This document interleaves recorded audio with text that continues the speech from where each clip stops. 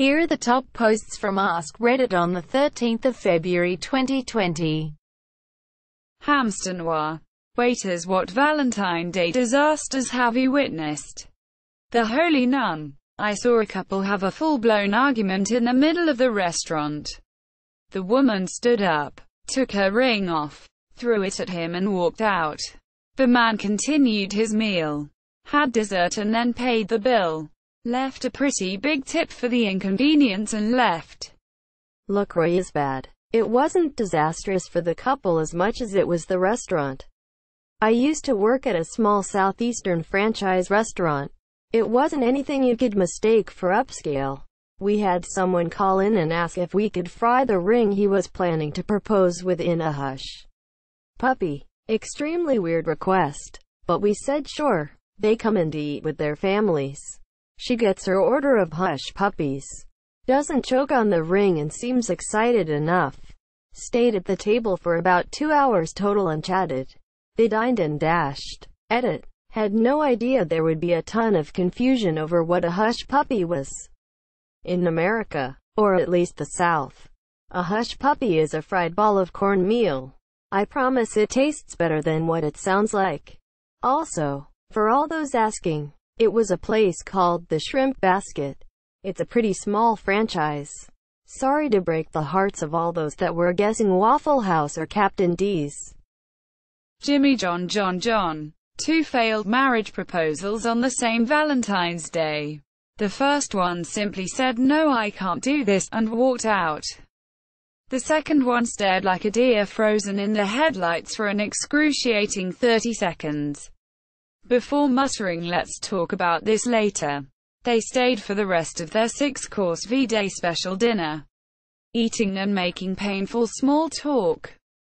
D1 Light. What did a school teacher say that stuck with you? Jamin 2194.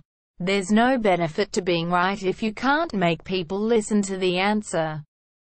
Not my real name. I'm FB friends with several of my old teachers. I once wrote about how I had the recurring nightmare of being in my chemistry teacher's class and having to take an exam but not having studied for it. He replied saying that his recurring nightmare is my being in his class. Silence Mamander. I had a maths teacher who was an older woman. Really strict and nobody particularly liked her. We mocked her way of speaking and were generally mean teenage assholes. Once, when I was around 15, I hadn't finished my homework, so I dropped my book in a puddle and showed it to her in class to say I'd lost the homework so couldn't hand it in. She questioned me a bit on how it had happened, then asked me to stay after class. The whole lesson I was shitting myself, expecting to be absolutely bollocked once everyone else had gone. So when the bell rang, I sheepishly went up and sat at her desk after everyone had left. To my surprise, she didn't shout at me but gently asked if I was being bullied and somebody had taken my workbook and ruined it on purpose. I was a little skinny kid with glasses and braces, so I can see why she would have thought that. But in that moment, I suddenly saw her as a human being with feelings and empathy and not just a teacher. I felt like shit for the way I had treated her, and for lying about what had happened. I never admitted it to her, just reassured her that I was fine. But it did stick with me and I was much less of a dick to teachers after that. J-Dubs 2006. What's a video game that holds a special place in your heart? House of Mercy. In 1985, I got along pretty well with a guy playing at a local arcade. After we were done, we got to talking for a bit. He asked me what I did, and when I told him I was unemployed, he said his department was looking for someone to help assemble, deliver, and support personal computers for their office workers. He helped me get the job, and for the next year or so we worked together, and that experience ended up helping me get my next job, where I met the person I've been married to for the last 30 years. Geeporto 32. Ocarina of Time. It was the first gaming experience I had that really stuck with me. The music for Gerudo Valley still gives me goosebumps. My surname is NASA. Skyrim Monsieur. Despite its bugs, I love the game. Puppy Pasta. Bookworms of Reddit. What was the best opening first line you have ever come across, and what was the book? Megamont's pet cat. In the beginning the universe was created. This has made a lot of people very upset and been widely regarded as a bad move.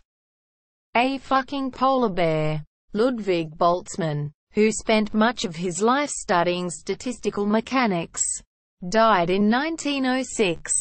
By his own hand. Paul Ehrenfest, carrying on the work, died similarly in 1933. Now it is our turn to study statistical mechanics. Valkyr 1785. I'm pretty much fucked. The Martian. Berserker 1989. What's something that is obvious or common within your profession, but the general public is unaware of? A hungry Wookiee. I am an accountant and people think I'm some type of math wizard. Excel, literally, does all the math for me. Philip Larrinas. CPR and resuscitation is a lot less effective and a lot more violent than medical movies and TV shows depict. You usually break ribs. And if you do get a person to come back, they don't sit up in the bed coughing, gasping and thanking you. They're usually still unconscious. You just see through machines that they have a stable heart rhythm, monsieur. You then intubate them, move them to an ICU and hope that you didn't give them brain damage. How long does acid last? I'm a security guard and we have standard operating procedures for bombs and mysterious packages. A few weeks ago, someone tried to plant a bomb at the high school near my apartment. The school janitor found it and he brought it into the principal's office to show hi monsieur. Thanks for watching. Don't forget to like and subscribe.